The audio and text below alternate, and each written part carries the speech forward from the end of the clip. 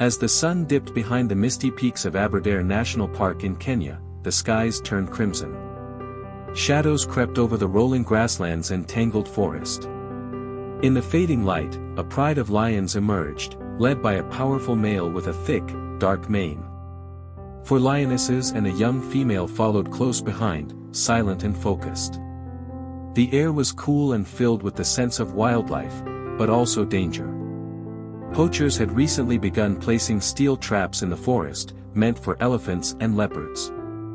Hidden under foliage, they were nearly impossible to spot. Baraka, the pride's dominant male, suddenly halted. A strange scent filled his nose. Curious, he stepped away from the group to investigate. A sharp metallic snap broke the silence. Baraka roared in pain. His front leg was caught in a thick steel trap, the brutal device crushing flesh and bone. The lionesses rushed to his side, pacing nervously, eyes filled with panic. He thrashed wildly, blood soaking his fur. The trap held firm. Evening deepened. The lion lay panting, his strength fading.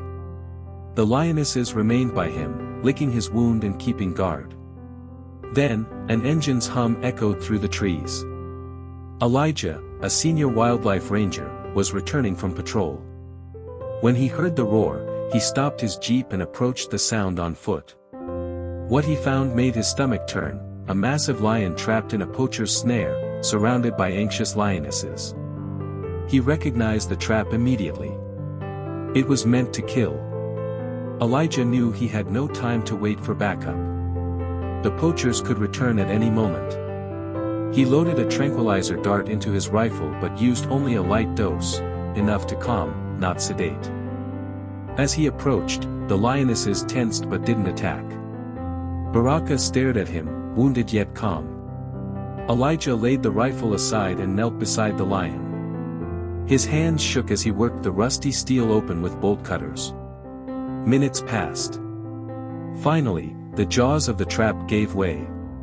Baraka let out a pained but mighty growl. His leg was bleeding badly, but he was free. Elijah moved fast, disinfecting the wound and wrapping it tightly with gauze. The lionesses watched in silence. The ranger's heart pounded. The lion's breathing steadied. As Elijah backed away, Baraka locked eyes with him, just for a second. And in that moment, something unspoken passed between man and beast. The wind whistled through the trees as darkness descended upon Aberdare. The stars blinked to life above, but Elijah had no time to admire the beauty of the night. He moved quickly, cleaning his tools and packing the bloody trap into a plastic bag for evidence. The forest no longer felt peaceful, it felt like a battlefield. Baraka lay motionless, his breathing deep but steady. The sedative had done its job, and the fresh bandages seemed to ease his pain. Still, Elijah knew the lion wasn't safe. Infection could set in. The poachers might return. The pride could scatter under the wrong pressure. He had to leave, but something held him back. The lionesses had gathered closer to Baraka now, their massive bodies forming a loose ring around him. They didn't growl at Elijah. They didn't threaten. They just watched. "I wish I could do more," Elijah said softly, almost to himself. "But this is your home.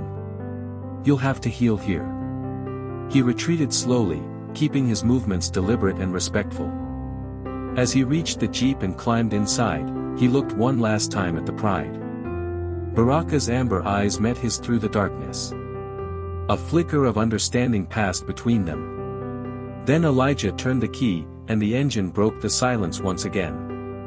As he drove away, the pride remained still, silhouettes framed by moonlight, watching him disappear into the night. In the days that followed, Elijah couldn't stop thinking about the lions. Each evening, after his patrols, he found himself steering the jeep toward the same forest trail, toward the clearing where he had met Baraka. At first, he saw nothing. The wind rustled the grass. The air smelled clean.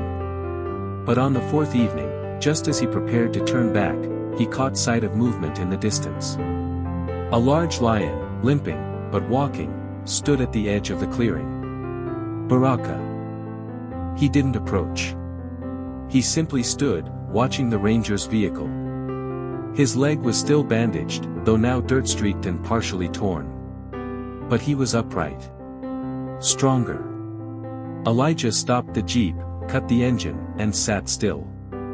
For a few minutes, neither man nor beast moved. Then Baraka gave a low chuff, barely audible, and turned back into the forest. From that night on, the sightings became a ritual. Baraka would appear, usually with 1 or 2 lionesses shadowing him from the bush. He never came too close, never crossed a line, but he always made sure Elijah saw him. Sometimes he followed the jeep for a few kilometers before vanishing into the thickets. To the ranger, it felt like a silent escort. Word of poacher traps still reached the ranger's radios, but fewer were found near that part of the forest.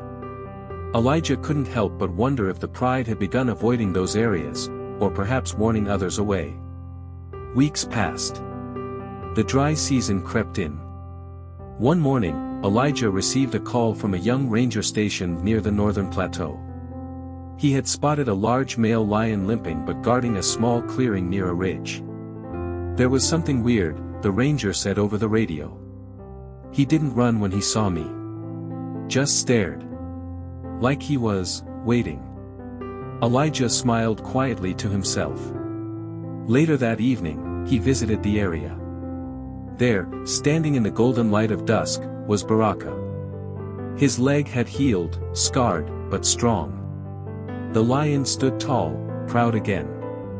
This time, when Elijah approached on foot, Baraka didn't move. He just watched. Elijah stopped several meters away, sat on a nearby rock, and exhaled slowly. The moment stretched, silent and sacred. No camera, no audience, just 2 beings who had shared a battle neither would forget. For the first time, Elijah didn't feel like a visitor in the forest. He felt like he belonged. From then on, the sightings continued, but Elijah no longer worried. The trap had wounded Baraka's leg, but it hadn't broken his spirit. And in turn, it had given Elijah something else, an unspoken bond with the wilderness he had always sworn to protect. Each sunset, as the jeep rumbled across the highlands, he kept an eye out for that familiar silhouette on the horizon. And more often than not, he saw it. A guardian of the highlands. Still watching. Still protecting. Still remembering.